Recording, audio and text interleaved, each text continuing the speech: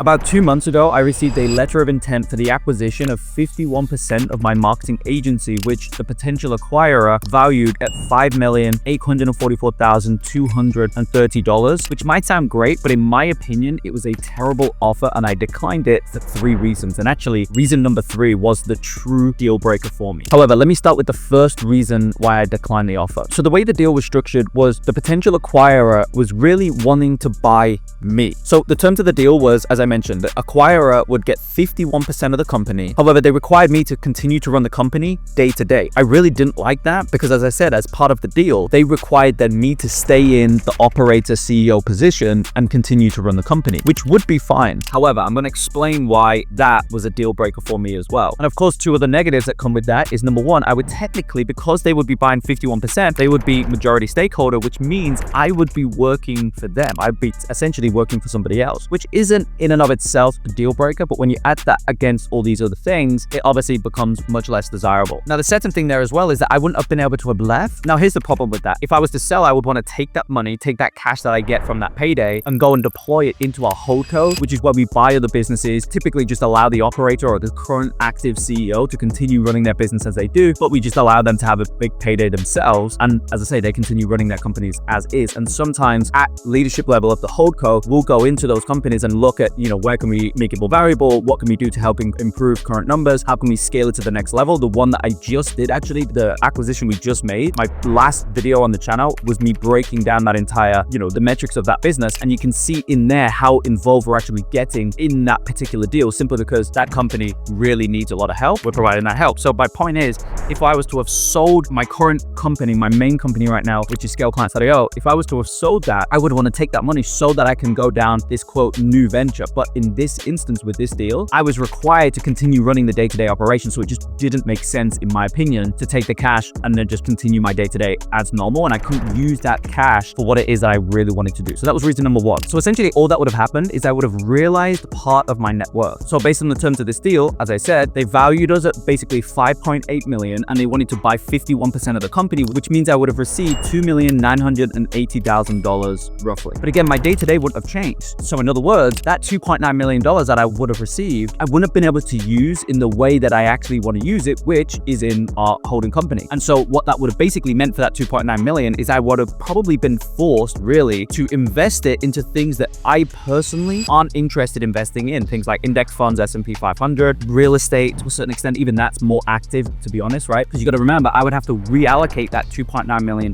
into something that doesn't require a whole lot of time. And as I say, real estate is not passive by any means. The only thing it's really truly passive is something like the S&P 500. But like I said, right now, for where I'm at in my life, I am not interested in investing in anything like that. So the real question I had to ask myself was, do I want part of my net worth to be given to me in cash right now today in exchange for 51% of my company? And then when I asked myself a follow-up question to that question, which is, okay, what would I then do with the cash that I would receive from that payout? The answer was, again, forced to invest into stuff that I'm just not interested in investing in. Or I would just keep that 2.9 million in the bank, which also I am just not interested in. And so based on those first 2 questions, that was the first reason why I declined the deal. Okay, reason number 2, our company, I truly believe, has a ton of unlocked growth left inside of it, which I know my current team can easily unlock. All we need is time. We just need time to be able to unlock it, but we don't need either additional capital that we don't already have access to and or additional talent that we can't just simply hire ourselves. And so again, when you look at the deal, it's like, what actually are they bringing to the table? And we felt we didn't need anything that they could bring to the table in order to unlock the growth that we knew we could capture. All we needed was time. And so based on that, here's where this gets interesting. So typically, I'm talking in generalities here, just so you know, because you might be able to go find, a couple of examples to disprove what I'm about to say. But in general, valuations and multiples typically increase as the revenue of the company increases. And usually the cutoff mark is around 10 million. So in other words, businesses under 10 million, usually. So for context, what our business is obviously a service-based business, right? We're a marketing agency. So for example, if you have a business that's doing, say, 3 million in EBITDA, if you was to get an offer for that business, you might see a $9 to $15 million offer roughly. Now, if you was to take that exact same business, you don't need to build anything new. Just if you was able to take that 3 million in EBITDA and take it to 10 million, all of a sudden you may see offers in the $50 to $80 million range. Again, not because of any other reason outside of the fact that now you are a $10 million plus business, and acquirers value 10 million plus businesses much higher than they do sub $10 million. So the next logical question I asked myself here was, do I pocket the $2.9 million now, or do I continue doing what we're already doing with the current team we already have and potentially making a couple extra key hires along the way to unlock the growth that I know is there for us to take? And as I said before, all we need is time. We just need a little bit longer and we'll eventually unlock that growth. And let's say we 3x our earnings over the next, say, 3 years, which I really, truly believe isn't out of the picture. I think that's very achievable. If anything, we're probably undershooting that there, but let's just say at the very least, we 3x our earnings in the next 3 years. Well, if we was to then get another LOI with the exact same terms as this deal in 3 years time, once we have that 3x increase in earnings, then remember this LOI is for 51%. So the current purchase price was $2.9 million. But again, if we 3x our earnings, we're not going to see that purchase price times 3 just because we've 3x our earnings. Instead, what's more likely, which would equate to an $8.7 million purchase price for the same 51%, right? 2.9 times the 3 is 8.7. However, if we was to 3x our earnings, then as I said, we wouldn't be likely to see that 8.7. In fact, we'd be likely to see something closer to 15 to 20 million for the same 51%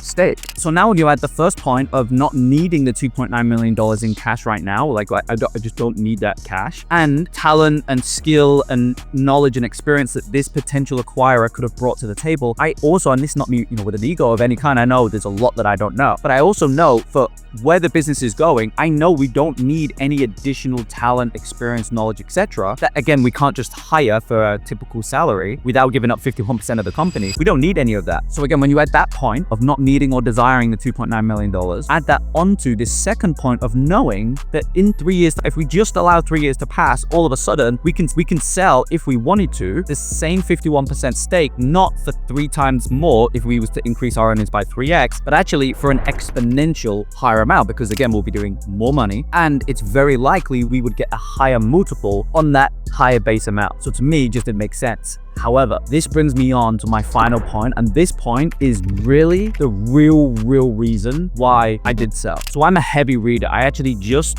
finished the shareholder letters from Berkshire Hathaway from, I think it was 1967, I believe, up until 2024. And actually at the point of recording this video, Berkshire just completed, literally on the weekend, it's Monday right now, on the weekend they had just wrapped up the annual shareholder meeting for 2024. And so anyway, I'll be reading that very soon. But my point is, I'm a heavy reader, and one of the people I read the most about is Warren Buffett. And one of the things that I've learned from him is that when somebody buys a business, they are buying the future earnings of that business for the most part. Yes, you could argue certain people buy out competitors and this and that, but for the most part, if you're acquiring a company, you're buying it, you're essentially buying the future earnings of that business. And so the way I see it is, as the seller of the business, what you're doing, again, there's obviously exceptions to the rule, but for the most part, as the seller, you are simply getting an advance on those future earnings, because if you was to continue to own that business, you would realize those earnings over the lifetime of that business and probably much more. However, if you was to sell today,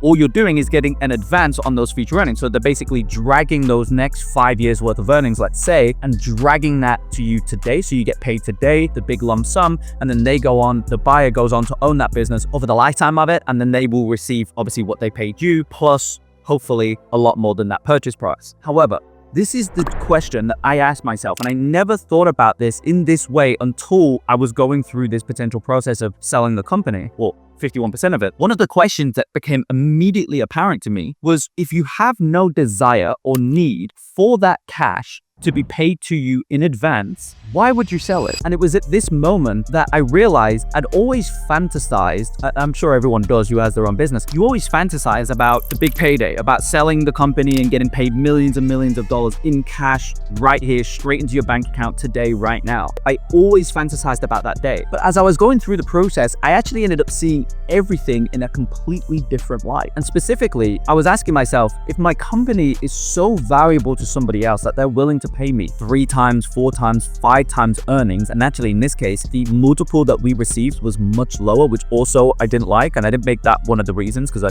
felt like if I just said the offer itself wasn't great, then, you know, it wouldn't make for a great video. But it wasn't the best. We could definitely have gotten a lot better. It was very, very low in terms of the multiple that we got. But also, all these other reasons were really the biggest things as to why I said no. Because I think we could have gone back and we could have negotiated a much higher multiple, but we didn't even do that. Because as I say, I went through these other 3 things in my head, and I was just like, no matter what multiple they could give us, unless it was ridiculous, which they wouldn't have done, I would just never have sold, right? But my point is, if your business is so valuable to somebody else, then it should mean by default, it's valuable to you. And this is the conversation I was having with myself during this process. And so I was like, okay, well, this business I know, again, number one, with time, we're going to be able to 3, 4, 5x our earnings over a relatively short period of time. Okay. Number 2, it spits off great cash each month. It's extremely profitable. So I'd make a lot of profit every single month. And number 3, I could see as well, eventually I could get this to a point where I install a manager, operator, CEO, whatever the name is you want to use, and they'll be able to run it themselves. So all of a sudden, then I would have an asset that within reason spits off cash every single month, doesn't require my time on a day-to-day basis. Of course,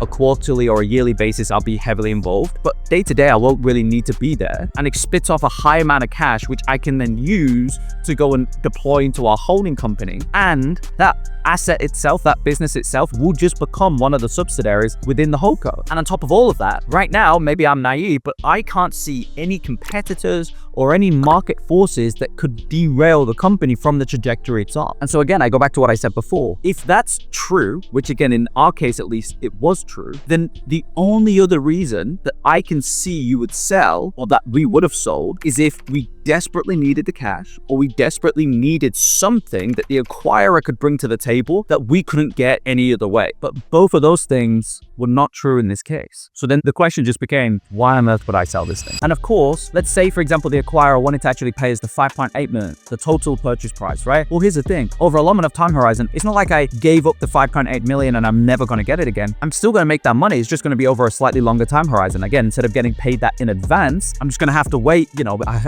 honestly don't even think it's going to be that long, but I'll make that, and then I'll make much, much more on top of that over the lifetime. And this realization actually also made me realize why Warren Buffett always says his holding period is forever. And so what this experience overall taught me was that despite the big payday sounding really nice and really attractive and whatnot, after going through this, I personally do not believe, I can't say I won't, but I do not believe I will ever sell a business unless there's an imminent danger that I don't know how to protect ourselves from. And so either I have to sell the company to protect myself from, you know, losing a lot of money to somebody who knows how to, you know, protect the company from that imminent danger. Or such as in this case, I sell a piece of the company so that I can bring on a partner who knows how to protect the company from whatever that imminent danger is. And the second reason I would sell, even if I do know how to protect ourselves from that, whatever that imminent danger may be, if I don't believe the investment required to protect ourselves will produce a high return on invested capital, then I would also sell the company. You know, you kind of think back to like the newspaper days when, you know, online was coming in and taking over their business. There would have been things that they could have invested in at the time, which would have cost them a lot of money. And just given the landscape of how things were changing, the return on that invested capital would have been, number one, terrible. And number two, over a long enough time horizon, maybe it would have saved them for a year or two. But over the next 5, 10, 15 years, obviously, there's nothing a newspaper could have done at that time